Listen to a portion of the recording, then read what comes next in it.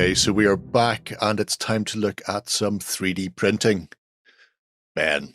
We are going to be looking at the offerings from Raging Heroes for the month of February 2022. I will say we're nearly ready for Tuesday, so watch out for that. We're already past a Tuesday that was a Wednesday. Or we're past the prequel.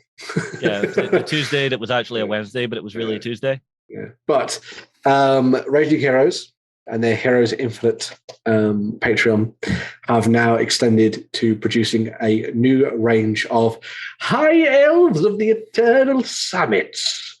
So pretty damn good if you're trying to build an army of awesome elves that could be used as Lumineth Realm Lords, but could be used in pretty much every other game if you wanted to as well. Mm-hmm. As is the case with all of their Patreon releases, this one comes with a whole range of pretty epic-looking characters, some on foot, some on the back of impressive mounts.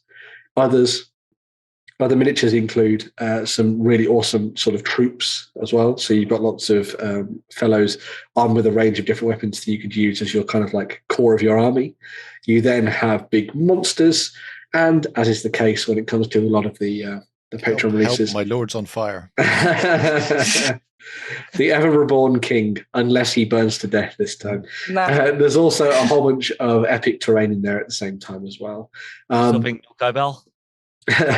Well, I haven't actually had a look at see if there were any cowbells in this one, but there's some very awesome stuff in there if you like the idea of kind of very ethereal elves, I think would be the way to approach this. Lots of flowing cloaks, blowing hair, and impressive magical implements. They just look regal, don't they? Yes. There's a very Teclis-like character there as well. Yeah, there is. There's also a phoenix here that looks like the offspring of a phoenix and a biblical angel. It's apparently peacock griffin mix. Yeah. I want all some kind of wings. Gila monster in there. A griffock. A griffock. A pea-in. The griff. No. Only the male. Yeah. I'm not texting that bird. It's a very impressive selection that falls into the same categories as they used in the past as well. So you've got your sort of basic pledge. I say basic; it's full of awesome miniatures, and then you can expand it with the Overlord pledge, which then comes with additional sort of alternative poses and stuff for a lot of the different miniatures. And then you also get things like the impressive centerpiece, as you can see there as well. So if you wanted to bring the Living Mountain to the tabletop as a big statement piece, then you have that option, which is pretty cool. But, people pining for the grand. Look no further. It's all floating rocks and waterfalls. Absolutely. Take a climb. It's interesting stuff. Some of it I really like. Some of it not so much. I mean, those are fairly decent looking elite spearmen. No cow-horned helmets as well. No. I mean, there's a couple of horns on top of the banner, but that's about it. There's a few overly dramatic. These aren't as bad as some of the other cow horns we've seen. I'm not a fan of the bows. GW did this as well. They're very elvish. Very, very elvish. Yeah, but that double draw on the top is weird. All you would do is end up with castanets. Is it to fire 2 arrows? Nope. More strength behind it? No, again, that wouldn't work. Physics gets in the way there. GW did it. I want to say GW may have even had 3 strings on their elven bows with multiple limbs, and it just looks like somebody's tried to make a harp and failed, and somebody went, what are you going to do with a 3-string harp? I'll sell it to the bowmen. They don't know any better. Again, here, I mean, every time you fire an arrow, you get some sort of castanet clicker as the 2 bits hit together. Bell chime, ding. Yeah, you're right. That would be a quite interesting sound to hear if you were like on a battlefield. You just hear the clack, clack, clack, clack, clack, and then loads of arrows came flying towards you. Oh, don't worry. They wouldn't have the power to fly towards you. You'd know that the archer regiment has once again failed to actually hit anything, as all their arrows hit 2 feet in front of them. I like the ones above the cavalry. Those sword masters, and they're pretty cool. Yeah, almost katana style blades. Katana slice. Almost like a Falchion style as well. And then the what's it, Sashimono? Yeah. Banners on the back. So, the back banners, yeah. Very cool.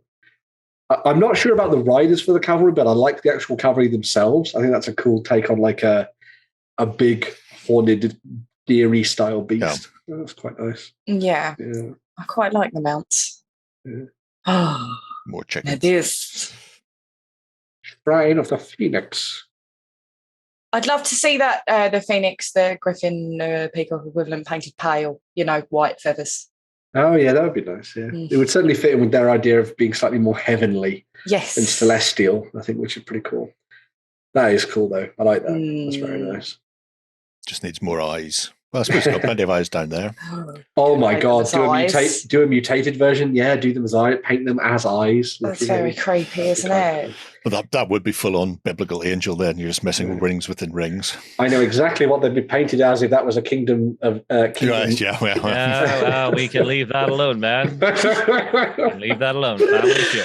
Whoa, what? I didn't even get to say. Oh, okay. Didn't even need to finish the game. Look, and if you two want to add a load of bonsai trees to your tabletop... they're really cool. I love them. An interesting idea, especially considering how oriental the elves are sort of structured. The focus of it now, yeah. Actually having bonsai style trees instead of regular straight up and down trees. Yeah, I like those. Avatar. Yeah, well, actually, in a way, yeah, very true. Well, if you look at the ring segments up the top. Yes, those are the things that I really liked. I like that kind of weird stone geometry, I guess. Very cool. Broken portals. Yeah, broken portals or like summoning circles, potentially. That's really nice. It's really cool. Yeah. Wacky fun. I think a few of those pieces could be nice if they were done sort of sci-fi as well, because you could use those rings to be kind of like ancient Wraithbone portals or something if you're doing Eldari-based stuff. You could. You're absolutely right. Yeah, those obelisks are a little bit more sort of Middle Eastern, aren't they? Which is kind of cool. Or if you're planning on doing the Fortress of Solitude. Yeah, yes. Yeah, you do. Yeah. You too can kill Zod. Nice. Spoilers. Easy. It's the best of the Spy. It's the best of the Superman films. So I love that. I mean, that's not saying much, but of the modern Superman. I mean, we actually got to stand in Smallville. Yeah. We did actually. That was really cool. Yeah. We got to go down the street where it was all filmed. That was nice. Yeah. Shocking stuff. Yeah. But yeah, some really cool stuff there. And as we always say when it comes to this stuff, it looks very complicated, but there is a very good community of people behind Raging Heroes over on Facebook and as part of the actual Patreon themselves and over on their website who will help you out when it comes to printing a lot of this stuff. So even though it might look daunting, a lot of it's done as sub-assemblies and different pieces and that kind of thing. That answers my question. Because I was about to ask, normally when they do this, obviously they have the Patreon, but they also have their own platform. Yes, over on Heroes Infinite. And in this case, these are only available from themselves, essentially.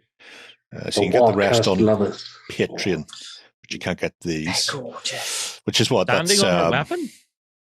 Yeah. He's jumping off it.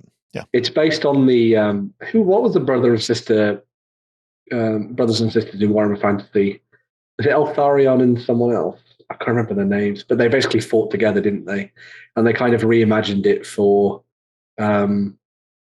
Age of Sigmar with a miniature that's very similar to that, where one of them's leaping off the weapon of the other. Yeah. But, after my no, time. it wasn't Eltharion. It was a different one. But anyway, well, Eltharion's the Grim Warden of Torvaries. Yeah. He's the one who got turned into the ghostly armor, isn't he? Yeah. Yeah. But yeah. Spoilers. Yeah, he's dead now. Spoiler-filled episode this week. Spoilers. I like that one, though. I like that. I think that'd be cool to do if you kind of separated them and maybe had him leaping off a rock in doing like a parkour thing to the side of her. I think that'd be kind of cool. Or you could just have him landing into the side of the head of an orc. That could be cool. Just knocking it down. The floor is nice.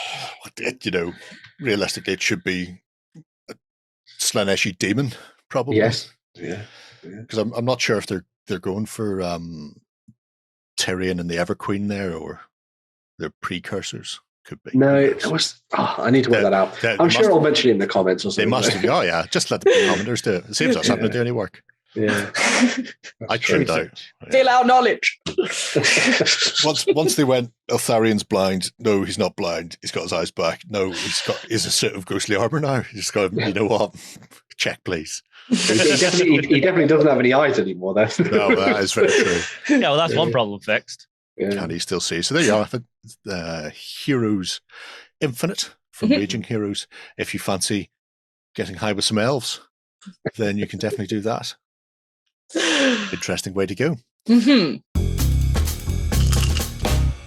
Go ahead and check out our other content on screen now. And while you're at it, why not hit subscribe and remember to ding our dong. Go on, you know you want to click it. Go on.